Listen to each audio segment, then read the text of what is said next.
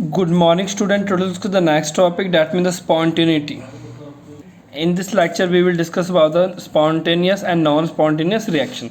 सबसे पहले बेटा स्पॉन्टेनियस रिएक्शन वो रिएक्शन होता है जो अपने आप हो जाए या तो एक बार अगर उसे स्टार्ट कर दे तो वो अपने आप चलते रहे, ऐसे रिएक्शंस को बोलते हैं हम स्पॉन्टेनियस रिएक्शन. सभी नेचुरल और इरिवर्सिबल प्रोसेस कौन से होते हैं? स्पॉन्टेनियस. तो इसके बाद बेटा क्या देखना, spontaneous process which take place by itself.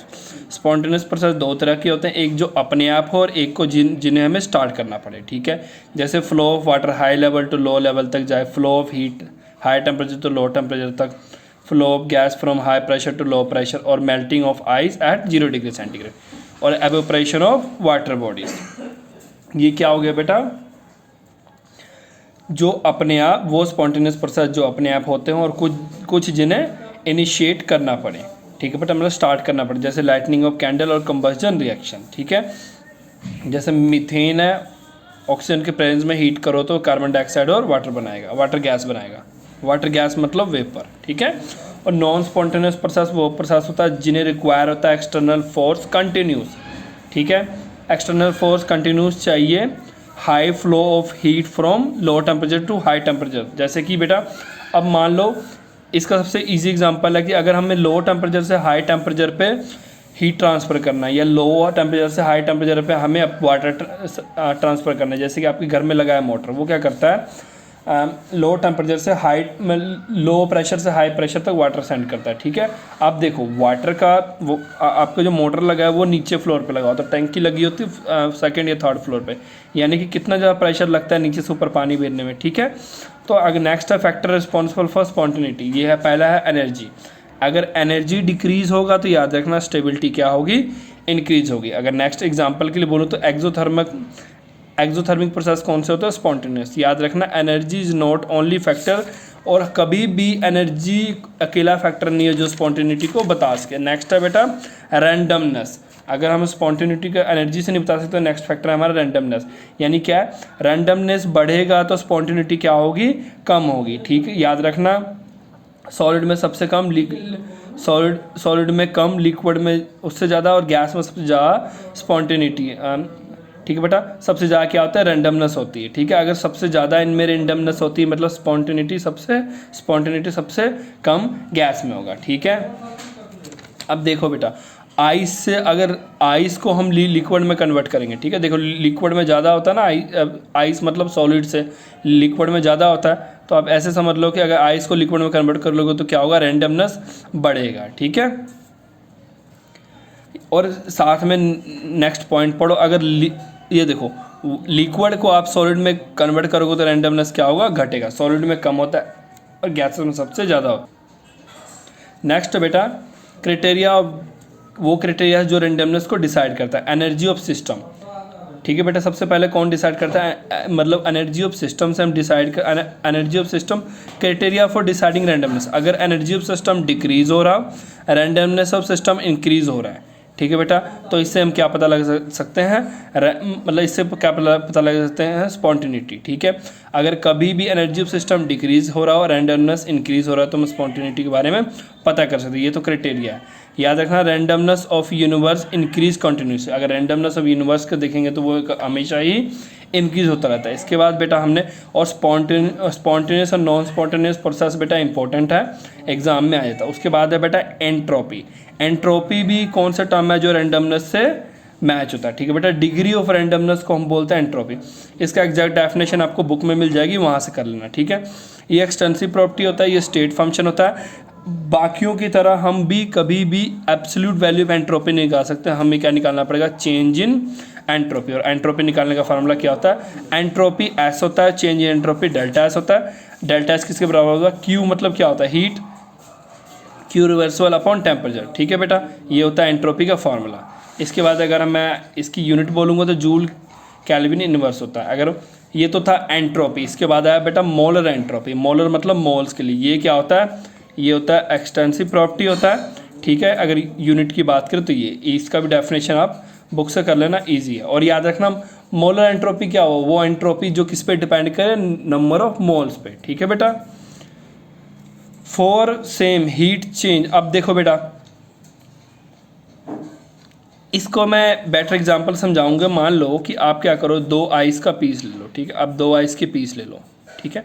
इसके कहने का मतलब क्या है, 2 आइस का पीस लिया, एक को नीचे से हीट करो, एक को जस्ट ऐसे ही रख दो। ये क्या बोल रहा है कि for the same heat change delta ice is more for low temperature and less for high temperature. मतलब याद रखना, अगर टेम्परेचर लो होगा तो एंट्रोपी ज़्यादा होगा, ठीक है बेटा। अगर सेम रिएक्शन हो रहा है, ठीक है बेटा, मान लो हमने क्या करना है, इस बर्फ़ को, ये दोनों सेम पीस ऑफ मतलब आइस मान लो, दोनों को पिघलाना है। एक को मैंने जस्ट क्या किया, प्लेट में रख के बाहर छोड़ दिया, एक को मैं प्लेट में रख के नीचे से हीट कर रहा हूँ। तो इससे क्या होगा कि इसमें टेम्परेचर क्या होगा, जल्दी जल्दी और ज़्यादा देना पड़ेगा। तो इसमें हम ऐसा कह सकते हैं कि इसमें एंट्रोपी क्या होगा, कम होगा। और जिसमें टेम्परेचर हम बेटा स्लो, एक तो हमको टेम्परेचर दे ही नहीं रहे हैं, ऊपर से थोड़ा थोड़ा इसको हीट मिल रहा है, या बाहर के इन्वायरमेंट से हीट लेके स्लोली मतलब थोड़ा थोड़ा टेम्परेचर लेके अगर ये पिघल रहा है, तो इसका मतलब क्या है कि इसकी एंट्रोपी क्या होगी, ज़्यादा ही होगी, इसकी एंट्रोपी क्या होगी, कम होगी। मतलब लो टेम्परेचर वाले की एंट्रोपी ज़्यादा, हाई वाले की कम। जैसे देखो बेटा, अब इसको ऐसे समझो, आइस से वाटर बनाना है, आपने कोई टेम्परेचर नहीं दिया, जस्ट ऐसे बाहर रख दिया, उसका एंट्रोपी डेल्टा S1 होगा। और वही मान लो आपने क्या करना है, उसको 25 डिग्री हीट करके वाटर बनाया, तो क्या होगा, तो आप ये बोलोगे कि एंट्रोपी डेल्टा S1 का ज़्यादा होगा डेल्टा S2 से, ठीक है बेटा। क्लियर है। सॉलिड का अगर एंट्रोपी बात करें, सबसे ज़्यादा किसका होता है, इसका, ठीक है। डेल्टा एस किसके बराबर होगा, क्यू ReV मतलब रिवर्सिबल अपॉन T, ठीक है बेटा। और याद रखना क्यू किसके बराबर होता है, अब पीछे आप चल जाओ थोड़ा सा, तो आपको सब कुछ पता लग जाए कि उसके किसके बराबर होता है, delta E upon P delta B। बेटा ये मैं बार बार नहीं बताऊंगा कि अब ये सब कहाँ से है, तभी मैं बोल रहा हूँ, जो चीज़ें मैं अच्छे से करा रहा हूँ आपको, पीछे साथ साथ उनको रिवाइज करते जाओ। क्यू ये रिवर्सिबल का मतलब, रिवर्सिबल प्रोसेस के लिए देख लें, इसलिए रिवर्सिबल लिखा। क्यू बराबर होता है E delta E plus P delta B के बराबर होता है, ठीक है। वहीं अगर डेल्टा E बोलूँ तो डेल्टा E बराबर होता है बेटा NCV डेल्टा T के, ठीक है बेटा। तो अब इसमें से देखो, मैंने क्या करना है, डेल्टा S निकालना है, ठीक है। अब देखो बेटा, डेल्टा S किसके बराबर होता है, क्यू रिवर्सिबल अपॉन T। तो ये क्यू रिवर्सिबल वाला फार्मूला उधर पीछे पुट किया, ठीक है बेटा। तो आपके पास ये आ गया, क्लियर है। और यहाँ पे डेल्टा E का फार्मूला पुट किया, तो ये आ गया, यहाँ तक क्लियर है। इसके बाद आपने क्या करना है, छोटा सा चीज़ करो, इसको इंटीग्रेशन अलग करो, इसको अलग करो, कर लिया। दोनों के नीचे, क्योंकि दोनों के नीचे T, इसके साथ भी T, इसके साथ भी T आ गया, ये स्टेप क्लियर है। अब मैं बार बार वो स्टेप्स नहीं कराने वाला जो हमेशा मैं करवाता हूँ। इसके बाद बेटा NCV इसमें से कॉमन है, वो मतलब कांस्टेंट बाहर निकाल दो, DT अपॉन T आ जाएगा, NR कॉमन है, DV अपॉन V आ जाएगा, ठीक है। तो आपने क्या करना है, आपको ये पता है ना ये किसके बराबर होता है, ये मैंने बेटा ये सॉल्व करना बार बार नहीं मैं बताऊंगा आपको, ये जब आप पूरा सॉल्व कर लोगे तो log T2 अपॉन T1 आ जाएगा, और यही सॉल्व कर लोगे तो V2 अपॉन V बन जाएगा। अब ये कैसे सॉल्व करना है सब पिछले वीडियोस में मैंने बताया हुआ। चलो फिर भी नहीं पता लगे तो मुझसे पर्सनली पूछ लेना आप, ठीक है। इसके बाद हम देखेंगे डेल्टा से, ये आप स्टेप हो गया आपका। इसके बाद मैंने आपको बताया था कि इसको अगर हम log में चेंज करेंगे तो ये वैल्यू लिखते हैं हम, ठीक है। इसको अब log में लिखोगे तो ये वाला वैल्यू लिखोगे, ठीक है। साथ में इसको log में लिखोगे तो ये वाला वैल्यू लिखोगे, ठीक है बेटा। ये भी मैंने पीछे बताया था, log बराबर 2.303, ln बराबर 2.303 log के बराबर होता है, ठीक है। अगर मैं आइसोथर्मल प्रोसेस की बात करूँगा, आइसोथर्मल प्रोसेस में क्या होता है, T कांस्टेंट होता है। T कांस्टेंट मतलब DT भी कांस्टेंट, डेल्टा T भी कांस्टेंट। हम ऐसे बोल सकते हैं T1 बराबर T2 होता है, ठीक है बेटा। तो आप ऐसे कर सकते हो, अगर T1 T2 को बराबर होगा तो याद रखना यहाँ क्या आएगा, ये T से T कटेगा और ये क्या आ जाएगा, log 1 0 के बराबर। तो log 1 0 हो गया, तो ये पूरा 0 हो गया टर्म आपका, बस ये होगा। अगर प्रेशर, और एक चीज़, ये तो आपका वॉल्यूम के लिए आ गया।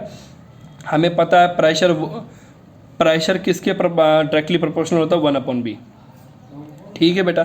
फिर आपने अगर प्रेशर 1/V होता है, डायरेक्टली प्रोपोर्शनल होता है 1/V के, तो आप प्रेशर के लिए लिख दो ये। वही आपने क्या करना है, अगर ये आपने क्या किया, सबसे पहले क्या किया, वॉल्यूम के लिए निकाला, फिर प्रेशर के लिए निकालना है। इसी तरह आपने क्या करना है, अगर टेम्परेचर के लिए निकालना तो हम क्या लिखेंगे, आइसोकोरिक प्रोसेस में V1 V2 के बराबर होता है। तो बेटा ये आ गया, ठीक है। प्रेशर, टेम्परेचर, वॉल्यूम तीनों के लिए आ गया। ओके बेटा, आज हमने थोड़ा सा ही करना है। इसके बाद बेटा एक लेक्चर और मैं इसका लगाऊंगा आपका, 15 से 20 मिनट का वो होगा, ठीक है। उसमें मैंने आपको तीनों थर्मोडायनेमिक के प्रोसेस और थोड़े से और इसके बेसिक्स रहते हैं वो मैं आपको करा दूंगा। देन उसके बाद आपका ये वाला चैप्टर फिनिश हो जाएगा। ओके बेटा, थैंक यू फॉर टुडे।